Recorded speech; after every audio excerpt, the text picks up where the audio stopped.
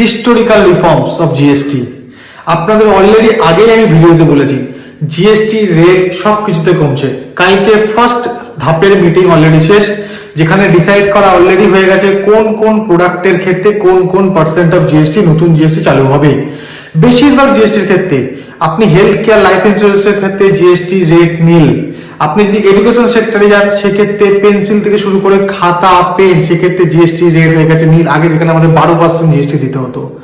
এছাড়াও আপনি যদি ইলেকট্রনিক্সে যান, ইলেকট্রনিক্সের যে এসি থেকে শুরু করে টিভি অ্যাপ্লায়েন্স সবকিছুতে অনেক ক্যাটাগরি আছে, সবকিছুতে রেট আপনার 18 থেকে 28 থেকে হয়ে গেছে 5 বা 18%।